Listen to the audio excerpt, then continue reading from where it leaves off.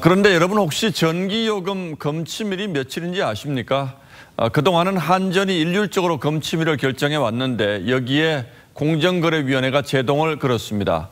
고객이 원하는 날짜에 검침을 할 수 있도록 하라는 거죠. 그렇게 되면 뭐가 달라지는지 강동원 기자와 함께 따져보겠습니다.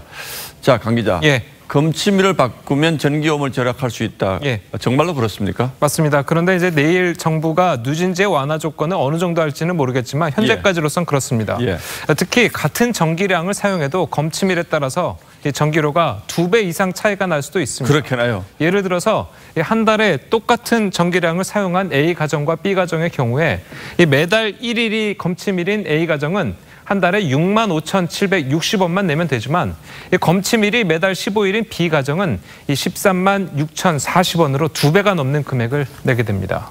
예, 그런데 이 표만 봐서는 선뜻 이해가 잘 되지 않는데 그렇게나 요금 차이가 많이 나는 이유는 뭔가요? 바로 전기료 누진제 때문입니다. 이 A 가정의 경우는요, 이 검침 기간 한 달 동안 총 400kWh를 사용하면서 이 누진제 구간 중 기본요금 1,600원에 이 전력량 요금 187.9원을 사용하는 2단계 2구간에 소속됩니다.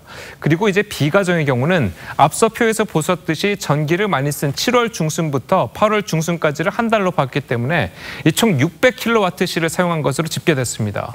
그래서 기본료 7,300원에 전력량 요금 280.6원을 사용하는 이 3구간에 소속하게 됩니다.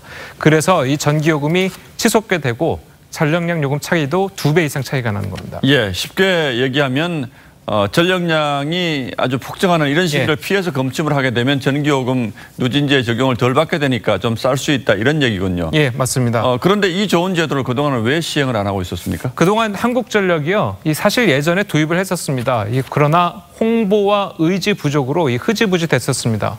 2016년 9월에 희망 검침일제라는 이름으로 한전이 도입했었는데요. 말씀드린 대로 홍보 부족으로 지난해 말 기준으로 신청 가구는 47만 가구에 그쳤습니다.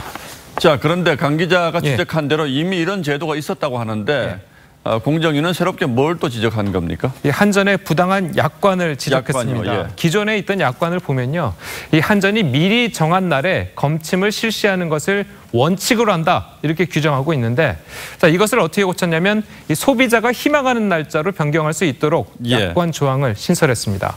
자, 이에 따라서 소비자들은 오는 24일부터 검침일 변경을 한전에 요청할 수 있게 됐습니다. 예, 뭐 각 가정마다 쓰는 전기량이 다 다를 거니까 이번 기회에 과연 며칠 날 검침을 받는 게 제일 경제적인지 한번 따져볼 필요도 있겠군요. 맞습니다. 예, 강동원 기자 잘 들었습니다.